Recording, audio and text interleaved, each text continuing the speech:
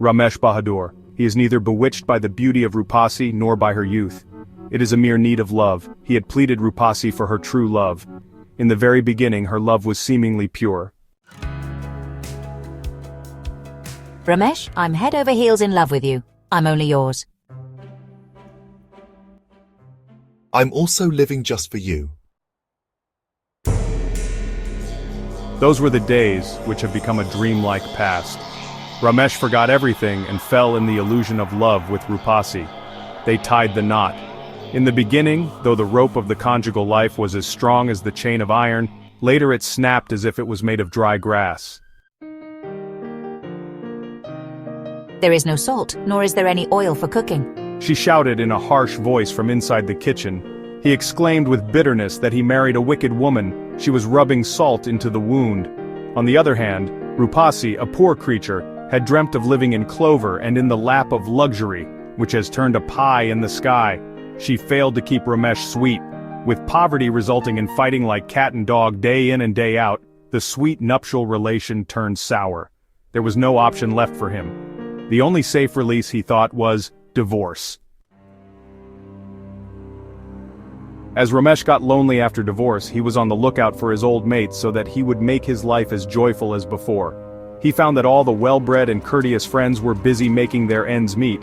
He resolved to live the rest of his life with friends but fell into the trap of good-for-nothing fellows. He ended up taking to drink as a result of his constant connection with the corrupt lads. Ramesh resorted to going to pubs for drink.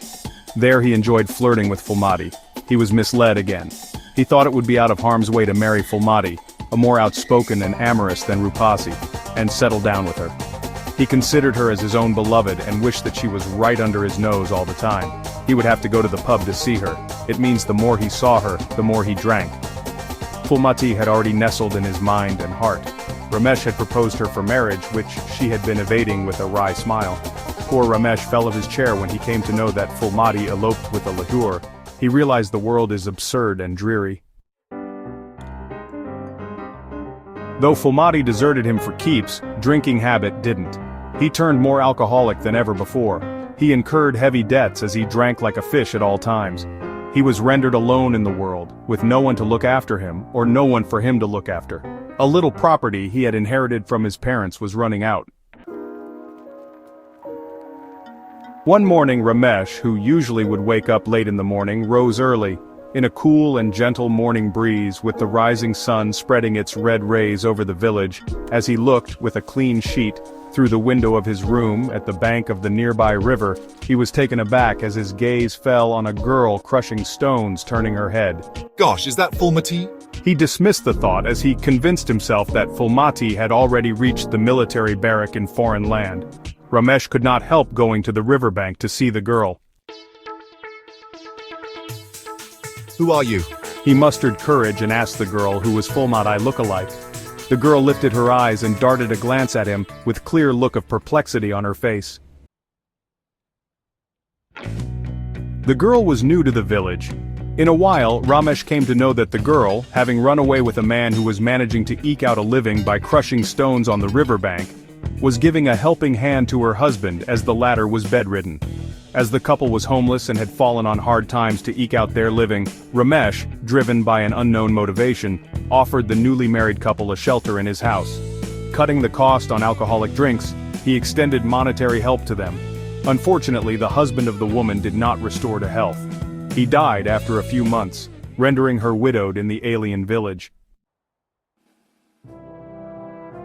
The woman was wailing in mourn, so was Ramesh. He knew for certain she was an expectant mother, and she could not dare to return to her own village without her husband alive.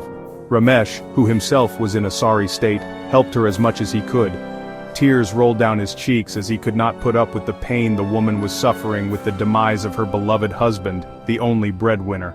Grieved by the bereaved woman in the wake of her husband's death, Ramesh stopped drinking alcohol so that he could help her more.